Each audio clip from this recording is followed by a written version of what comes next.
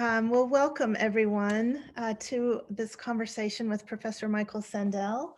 Professor Sandel is the Ann T. and Robert M. Bass Professor of Government at Harvard University, where he's well known as a political philosopher who teaches a very famous class called Justice that fills Sanders Theater whenever we are teaching in person.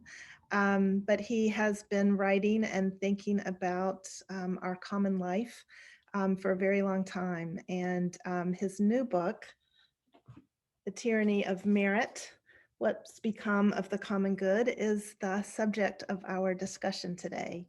My name is Stephanie Paulsell. I'm on the faculty of the Divinity School at Harvard, and I'm a member here at First Church in Cambridge. So welcome, Michael. It's so nice to have you with us. It's great to be with you, Stephanie. It's an honor to be with you, especially to have this conversation be in celebration of the homeless ministries. Yes, we're really so glad to have you for this important milestone in the history of our community. And your book has a lot to say about community and about the problems facing us as a society. For me, this was a really powerful reading experience because you really shine a light on some ideas that I think we've begun to take for granted in our politics and that are just getting kind of hardwired into us. And you've asked us to step back and ask whether we're really achieving what we hope we're achieving through ideas of meritocracy, equality of opportunity, and so on. So I'd like to begin there. We're so used to hearing meritocratic ideas expressed by our leaders, really liberal leaders, conservative leaders, and you show in your book that since Reagan, the language around merit has increased with each presidential administration. Under President Obama, we heard a lot about equality of opportunity, how everyone deserves to have a chance to rise. And now under President Biden, we're hearing very much the same language. So I'd like to ask you, what's the problem with this language? We've understood it. I think our American politics have understood it as a way to address the persistent problem of inequality in our society. But in your book, you're arguing that these ideas are often corrosive of our attempts to combat inequality and in fact simply reallocate the inequality. So what is the problem with the meritocratic ideal?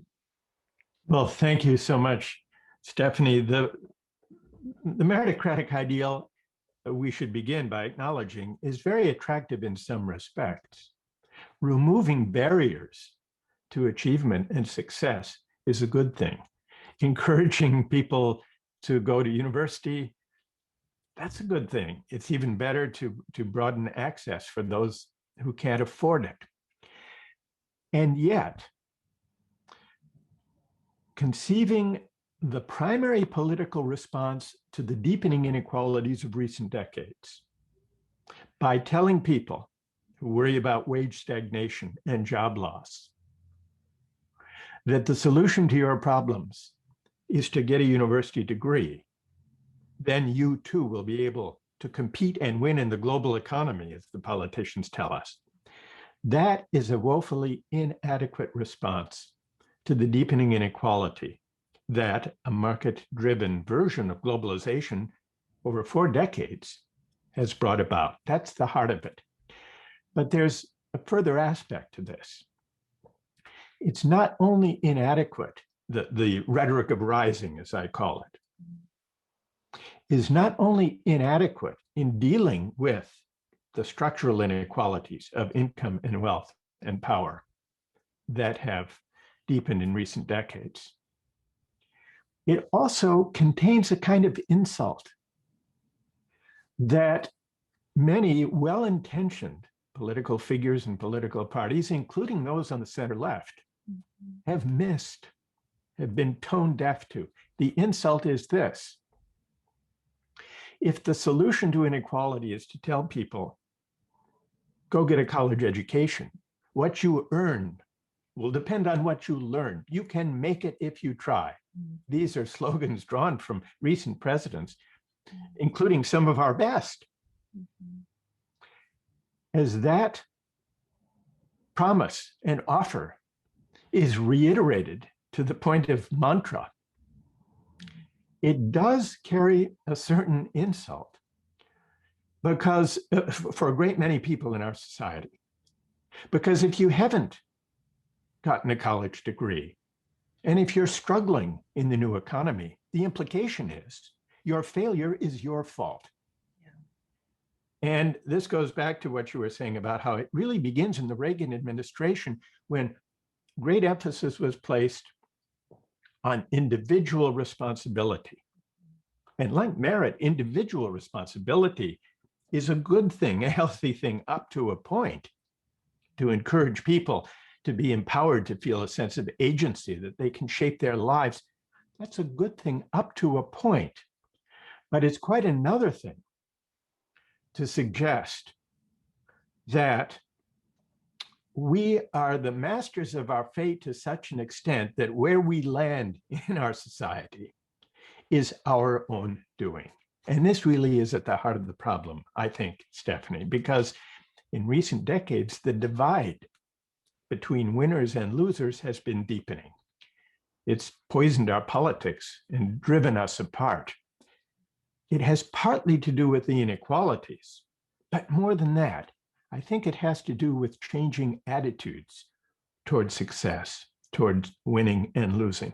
Those of us who have landed on top have come to believe that our success is our own doing, the measure of our merit, and that those who fall short, those who struggle, have no one to blame but themselves. So this is the dark side of meritocracy. It creates meritocratic hubris, as I call it, among the winners, and demoralization, even humiliation, among those who are left behind. And I think this juxtaposition of hubris among elites and humiliation among those who feel that their work and their contributions are no longer acknowledged and honored and respected. This gap creates mounting anger and resentment and grievances that are the stuff of authoritarian populist appeal, the source of Trump's appeal in the United States, of authoritarian hyper-nationalist appeals to grievance by a great many parties and political figures in Europe. That's the dark side of meritocracy that I'm trying to identify and connect to the polarization that we experience today, Stephanie. So it sounds like at the heart of it really is who we understand ourselves to be as human beings, and our work, and our dignity, which are ideas that are strong ideas, of course, in religious traditions. And you talk a lot about religion in this book. You know, notions of unmerited grace, where, you know, we have life, we don't deserve it. It's just a gift that we received. Do you see religious traditions as a corrective, or offering some sort of alternative vision, or have religious traditions just bought into it as well? Where do you see the role of religion in addressing this? It's a fascinating question, Stephanie, because I think the answer is both. Religious traditions have, in large measure, bought into the meritocratic idea, and some religious traditions offer powerful, inspiring resources that could be a corrective. And here's what I mean. I trace in the book how the debate about merit, though these days it's a debate about whether those who succeed in economic terms deserve the bounty the market bestows on the successful. That's our debate. Right. But this debate about merit and deserving, who deserves what and why, has a potent precedent in theological debates about salvation, not about material success, but about salvation. And this goes back to the debates about whether salvation is something we earn through our own good works, good life, through our own doing, or whether salvation is a gift of God's grace, not a matter of merit. And those who argue, those going back to Augustine, who argued that it's a matter of grace, of God's grace, it's a gift, salvation, saw as a presumption the idea that by observing certain rites or living in a certain way or doing certain good deeds, even celebrating the glory of God, he thought it was a presumption of humans to believe that this won us points, that this earned salvation, because that would constrain, if it were true, Augustine thought, God's omnipotence. He would have to be matching, figuring out, answering to what we already deserved. And so he saw this as a kind of blasphemous understanding of salvation. And so did Luther. Luther launched the Protestant Reformation going back to this stringent conception of salvation as grace. And he thought that the Catholic Church of his day, the Roman Church, had strayed from grace into, well, indulgences were on the face of it the most extreme example of this, the idea that it would be possible to buy one's way to salvation, or at least to a time in purgatory that would lead to good things. He saw that as a kind of corruption, but it wasn't only buying one's way to salvation, praying one's way to salvation was equally an affront, a kind of hubris for Luther. So he was trying to bring back this stringent notion of grace. The Protestant Reformation was born really as a critique of meritocracy. And the fascinating thing, and this goes to your suggestion in the question about whether religions are a source of a corrective or a source of the problem. Fascinating how Protestantism evolved from Luther and Calvin, who had this stringent notion of grace, to the Protestant work ethic, which came in, earthly success was seen as a sign that one had been destined for salvation, not a source. It still wasn't our doing, but once it becomes a sign, and once it motivates strenuous work for the glory of God, as in Calvin, it's hard to avoid the slide into the thought that earthly success and good works are not only a sign, but a source of salvation. And so merit comes back in, and merit crowds out grace. And we see this as the Protestant work ethic develops. And what's fascinating is how we see a similar slide in our own time when we're thinking now about worldly success and who deserves what. From the idea that worldly success is the result of luck and good fortune and indebtedness to all that goes into enabling some to flourish, to the idea, the narrower idea, the meritocratic idea, that worldly success is our own doing, the measure of our merit, and therefore the basis of desert. And it leads us to inhale too deeply of our own success, to forget the luck and good fortune that helped us on our way, and to forget the indebtedness to those, from parents and teachers to neighborhood to community, to country, to faith, to the times in which we live, Right. indebtedness to all these sources of help and support for human flourishing.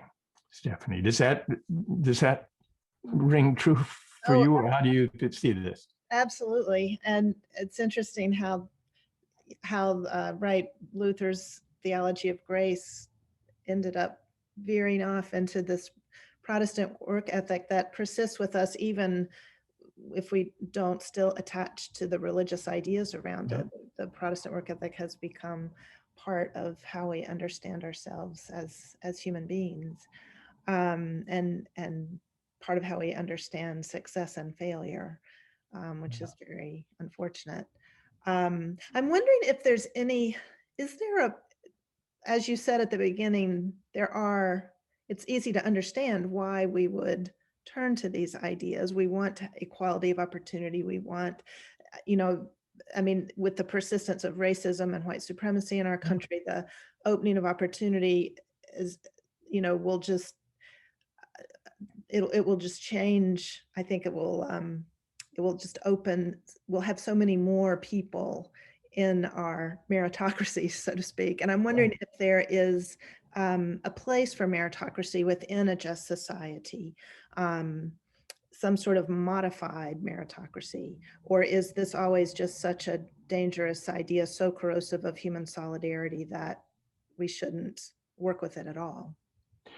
The idea I think we should save and rescue and affirm that is closely connected to meritocracy is the idea of trying, though we've got a long way to go, to overcome racism, prejudice, everything that holds people back due to the accidents of birth or circumstances of class or race or ethnicity or gender. That is a project that any just society must pursue. The mistake is to connect that project of removing barriers to success and achievement and respect with the further claim, the meritocratic claim, that insofar as we succeed in that, everyone up to a truly fair starting point, then the winners will deserve their winnings. Right. That's where a kind of overcoming of discrimination and racism and prejudice and disadvantage slides into the meritocratic idea of desert that leads to hubris among the successful. Now, it's not easy, and this I think is the force of your question. It's not easy to separate the two. Right, right. Because many times, in many ways, in our public discourse and in academic discourse and in legal arguments, we assume that the project of making equality of opportunity more real, more true, rather than merely formal, is connected to the idea of being able to take pride as having earned and as having deserved our winnings. It's hard to detach those two ideas. I think is a reason it's important to recognize that even fulfilling the promise of equality of opportunity would not in itself bring about a just society. It's a necessary condition, but it's a remedial project in a way. It's remedial. It's not achieving it does not by itself achieve a just society, nor does it achieve a good society, because that whether it achieves a good society depends on whether it can be achieved without generating the hubristic attitudes toward success and toward deservingness that so often have accompanied it, especially in recent decades. And because once it slides into that hubris, the dark side of meritocracy asserts itself, and meritocracy fuels a a way of thinking about society that divides winners and losers. Yeah. And once we have this picture of society, if only the winners could deserve to win, and by implication, the losers deserve to lose, then we would have a just society. No, I don't think so. And there are lots of reasons to doubt that that would be a just society, but it's clear that it's corrosive of the common good. Yeah. Because the more I think of my success as my due, Yeah. the harder it is to imagine myself in other people's shoes. Yeah. Whereas a greater appreciation of the role of luck in life can prompt a certain humility there, but for the accident of birth, or the grace of God, or the mystery of faith, go I. This spirit of humility is a civic virtue we need now. We have precious little resources of humility in our public life and in our moral culture. And all of the pressures toward meritocratic notions of success and striving and rising work against the cultivation of this sensibility, the sense of humility that can open us to a sense of obligation to everyone in our society, however credentialed or however successful in material terms they may be. It makes me think a little bit of Virginia Woolf's book, Three Guineas, which was her anti-fascist tract she wrote in the 30s, where she's talking about barriers to success, barriers to participation in the professions, in religion, the universities, by women and minorities of all kinds in England. And she argues for a society of outsiders that will come along and will examine all these institutions. And because they've been outsiders, because they've been on the margins, they'll have a different notion of how to, she said, maybe maybe they'll create a new religion. Maybe it will be based on the New Testament, but it will look very different than the one that we have now.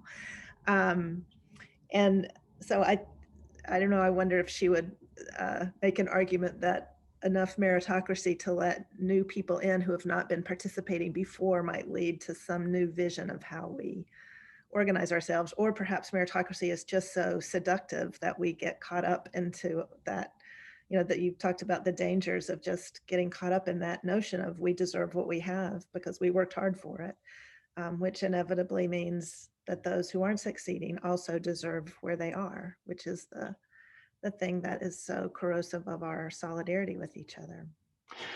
I love the way, Stephanie, you've framed this suggestion or possible implication of Virginia Woolf's way of conceiving this, the outsider's point of view.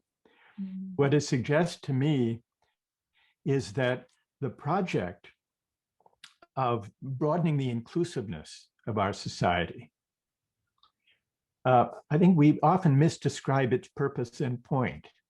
Its purpose and point should not be to perfect the meritocracy. Yeah. Its purpose and point should be to pursue the common good, to create a shared way of life in which all of us live richer, better lives for the opportunity to engage with and come to know, sometimes to contend with, those with whom we disagree, those who come from backgrounds different from ourselves. But this project of inclusion, I think, we misdescribe if we say it's about letting everyone compete fairly to clamber up the ladder of success. That's the meritocratic construal of the project of inclusion. I would rather redescribe the project of inclusion.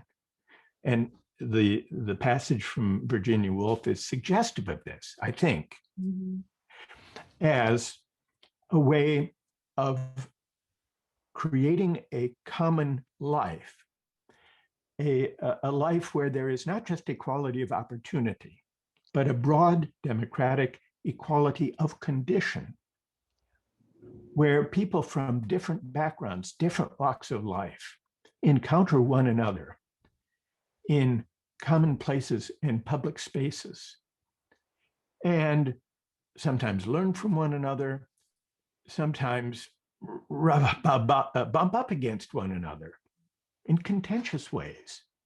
But this is how we learn to negotiate and abide our differences. And this is how we come to care for the common good. And part of the problem with the meritocracy is that it's not really about bringing about a broad democratic equality of condition with class mixing institutions. It's about broadening the circle of people who can clamber up the ladder of success, but this project overlooks that the rungs on the ladder may be growing further and further apart. So the project of enabling people to clamber up the ladder of success and calling that a response to inequality misses the common good and creates attitudes towards success and meritocratic competition at odds with the project of solidarity that you've described. Yeah, I guess we won't just suddenly wake up one day and know how to do this.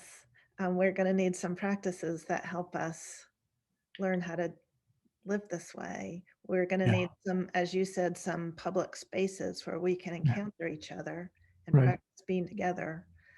How do you imagine those public spaces and practices? What do we need to learn how to do?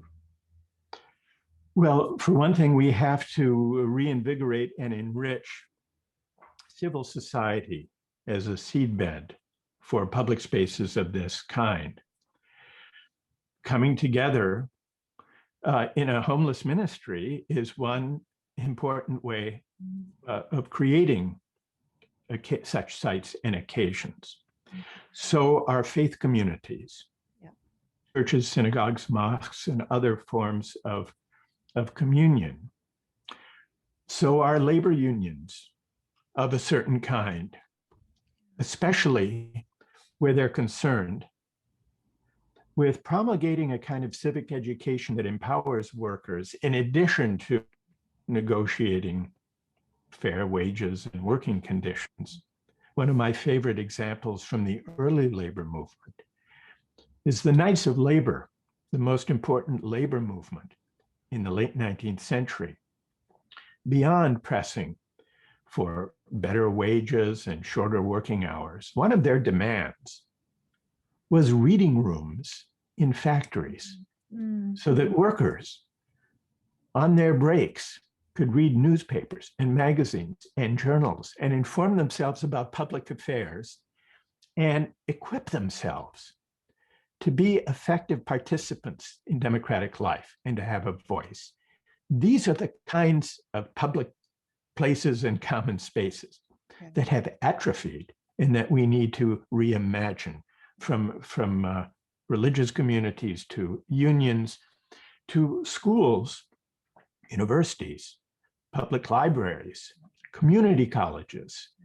These can all be sites of civic education. I think part of the problem is it's as if we have sequestered civic education in the citadel of higher education and then conducted a meritocratic tournament about who gets access to it. Yeah. I see no reason why civic education should be the sole province of universities.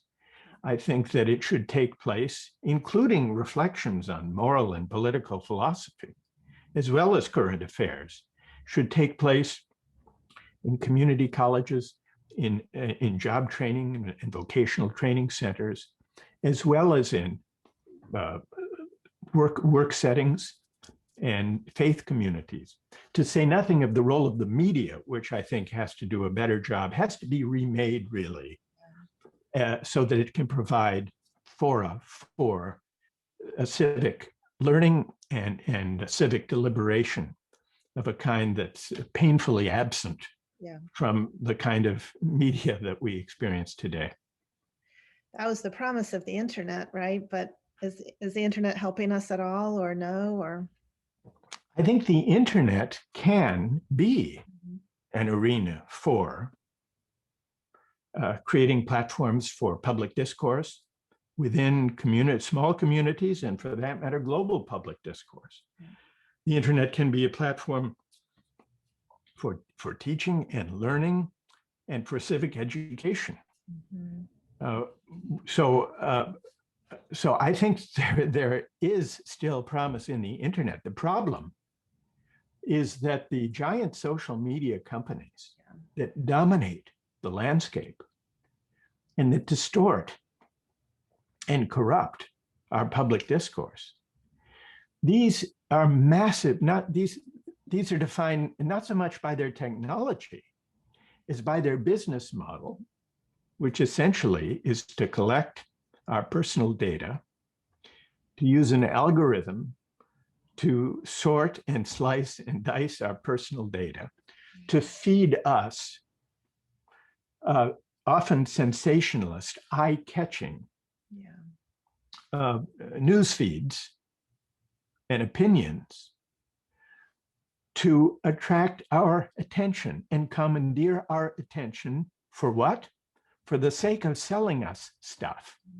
That's the business model. Yeah. And that's the problem. So I think we have to attack that fundamental business model. We should not allow businesses that deploy algorithms to gather our data, command our attention, to sell us stuff. That is a recipe for the divisive, corrupt, insulated communication, information, and civic discourse, if you can call it that, that we have today. But the internet, if it's deliberately created and structured and developed to promote a healthier platform for civic discourse, is still possible. The problem is not technology. The problem is us. It's a problem of political will and political imagination, and it's really a challenge about whether we want democracy to flourish. Yeah. Well, I appreciate you bringing up the ministry at First Church, because I do think the Friday Cafe and the First Church Shelter are these kinds of spaces where lots of different kinds of people do encounter each other.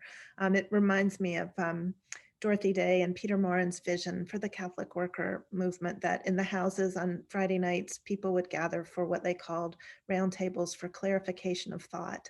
And workers and students and guests of the house and all different kinds of people from around would come and talk together about the urgent issues of the day and try to puzzle together their way towards solutions.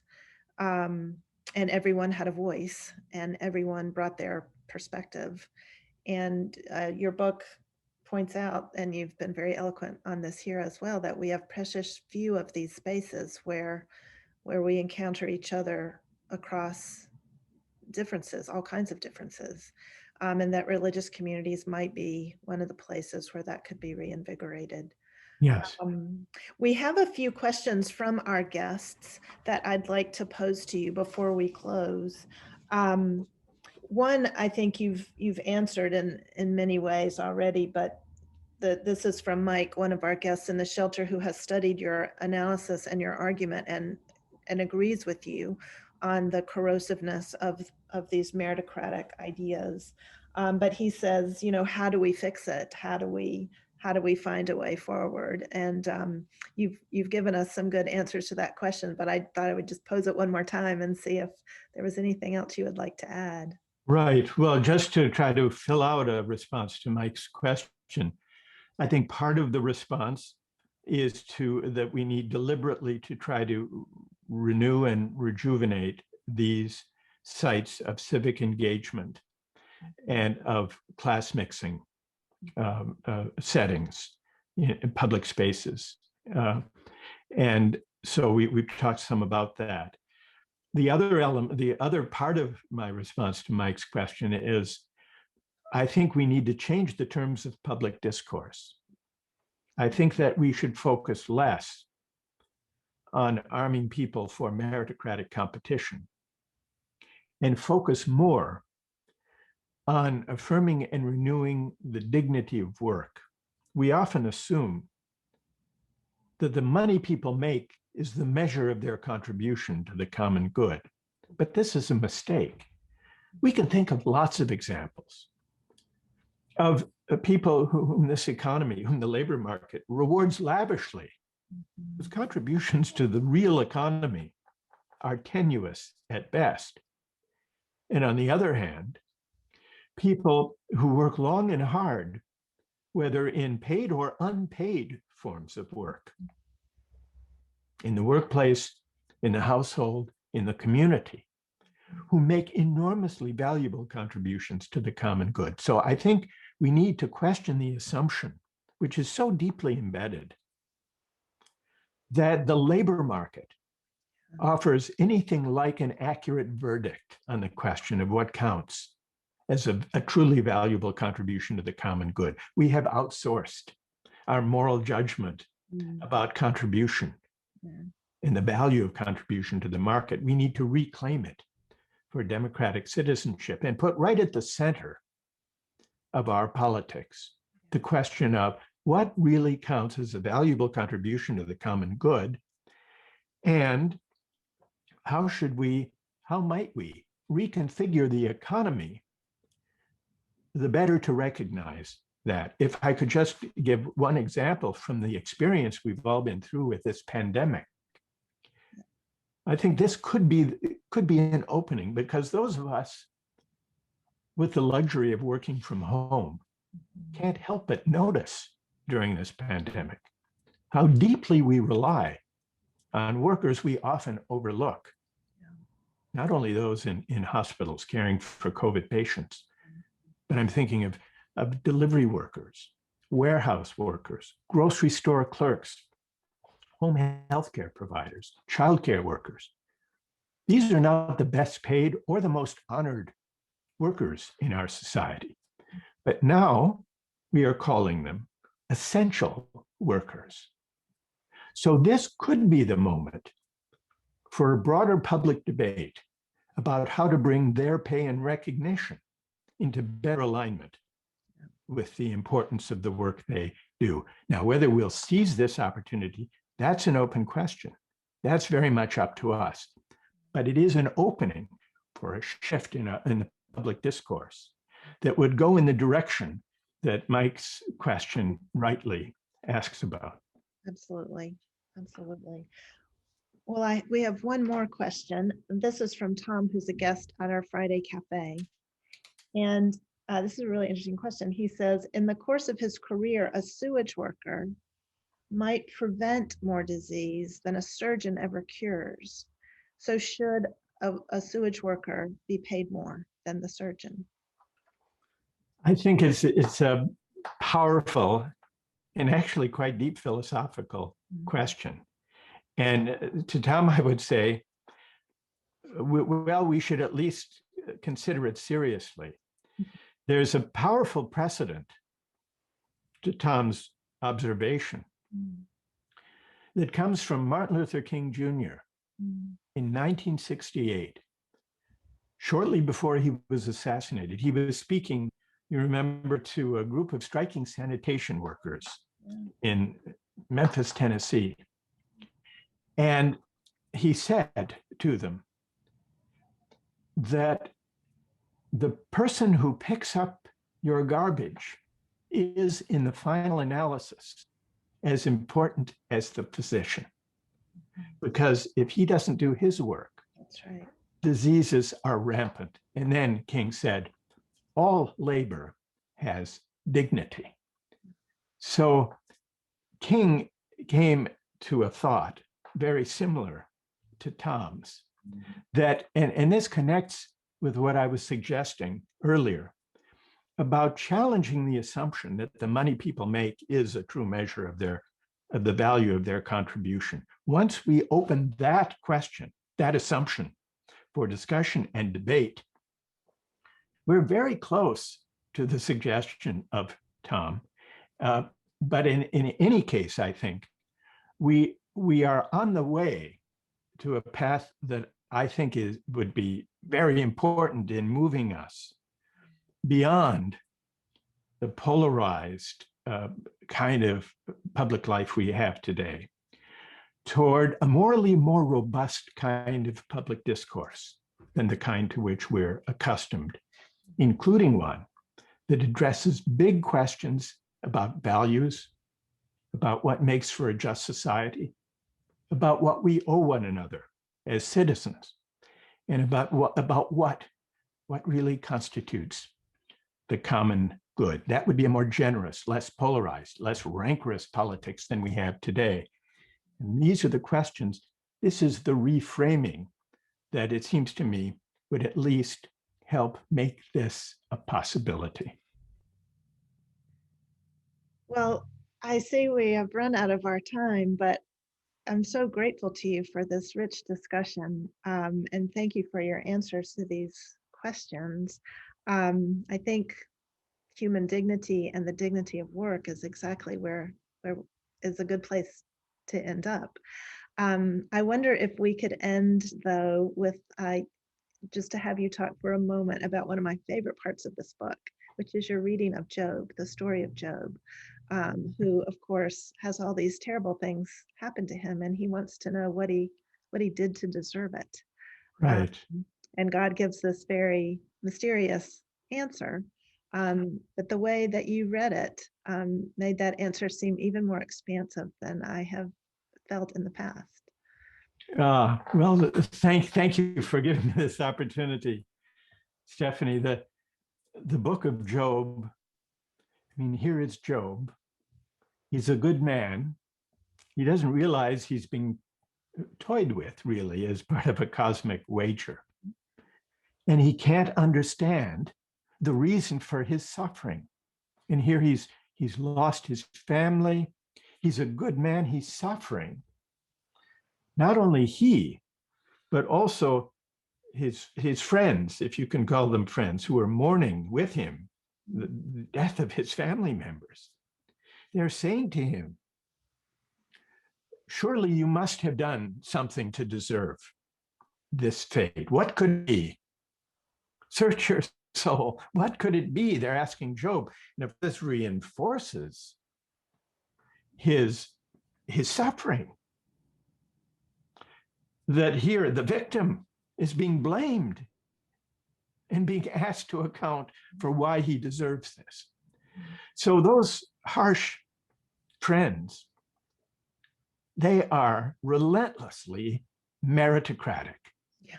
They assume that the cosmos is meritocratically ordered, that whatever fate befalls us must be our own doing, must be something we deserve, something that is the result of what we have done.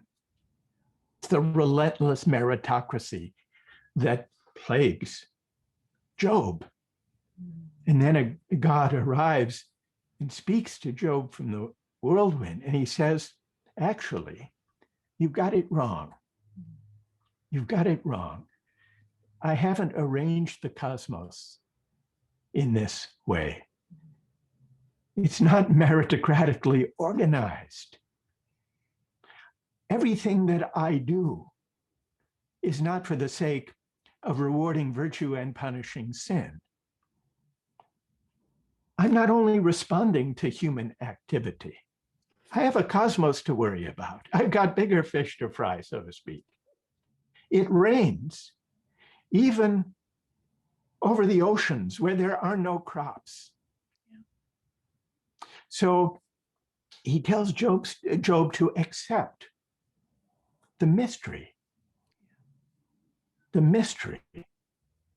of things, and to relinquish the idea that everything that befalls us is the result of our own merit or our own sin.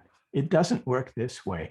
And so I think God's message here is trying to educate Job and us away from this way of thinking, this deeply human-centric and in a way hubristic picture that everything that happens in the universe is either a reward or a punishment for what we have done, what we have brought upon ourselves. The universe is more mysterious and vaster than that, and appreciate the mystery and have a certain humility in the face of it. This can ease the hold can loosen the grip of this confining and, in Job's case, harsh meritocratic assumption. And I think recalling ourselves to this humility, appreciating the role of luck, and even the mystery of who winds up where can chasten our impulse to meritocratic hubris and open us to a more generous attitude to those less fortunate than ourselves, Stephanie.